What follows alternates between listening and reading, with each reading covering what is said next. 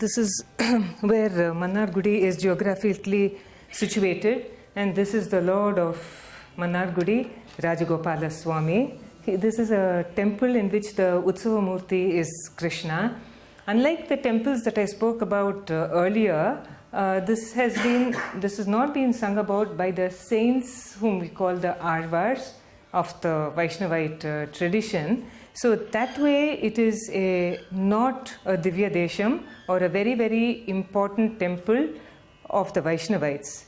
It is not a Divya Desham, but though it is not a Divya Desham, this is one of the most fascinating and one of the most beautiful temples.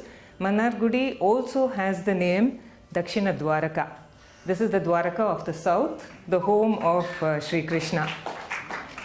So this is the Utsava Murti, and you can see him holding a whip in his hand as a cowherd would. He was that. And this is the goddess over here called Champahalakshmi or the Senkamalavali Tayar. There is a separate sanctum for her in this temple, and there is something that really needs to be said about this temple, and that is the very, very tall Gopuram. But this is a much later Gopuram than the ones that I have showed you. It is seen for miles and miles around and constructed in the same way. And just a few slides away, I would like to show you that this temple has one of the most outstanding temple tanks. Just give me a second, please. These are all donors to the temple. These are all the largest temple tank in the whole world is seen at Mannargudi. It's not moving as fast as I wanted to. I'm sorry. Just give me a second. And this tank is about 35 acres. So this is, now they say here, Kovil Padi, Kulam Padi. That is the temple is half and the tank is half. So this is one of the greatness of Mannargudi over here. They also say Mannargudi Madil Azhagu. The Madil Azhagu or the compound walls of Mannargudi are extremely, extremely beautifully constructed. There, like Srirangam, this temple also has 7 prakarams, but they are much smaller in size than the Srirangam temple. It doesn't extend to more than about 20-25 acres.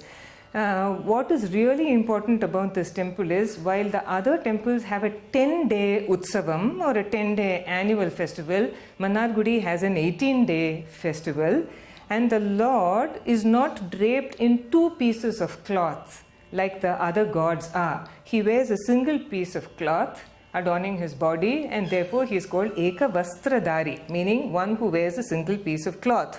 And those who notice this divine image very, very carefully will see that he wears an earring on this side and a different earring on this side. Usually only Shiva is shown like that. So why is Krishna doing this? And there's a very beautiful episode connected with this. It is said that Krishna went to have a tank, had a bath in this tank with the gopis at night. And he was frolicking about, and this Jalakrida and all happened, and his mother called him back to the temple. So in his haste to go back to the temple, he picked up one of his earrings and picked up one of the gopis' earrings by accident and wore it and rushed back into the temple, and that is how the Lord is seen here. So let us have a musical treat in store for us. Considering the duality, Muthuswami Kshetra also devises a way of, there is something about this temple and this the significance of this god which is dual. In the Anupallavi, the second verse, he says Dhira Agraganya, Dina Sharanya. He's a Dhira, but he's also so readily available to those who are powerless. Dhira Agraganya, Dina Sharanya, Charu Champakaranya. He lives in a forest. But where? In Dakshina Dwaraka, which is a huge city.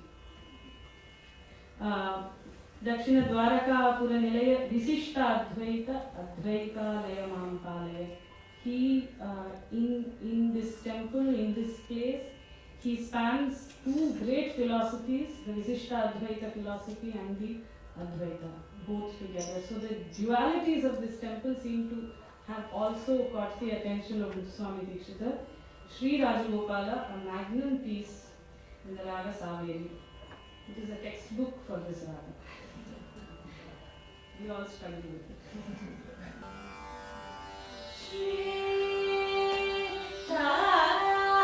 Jayabharathwaj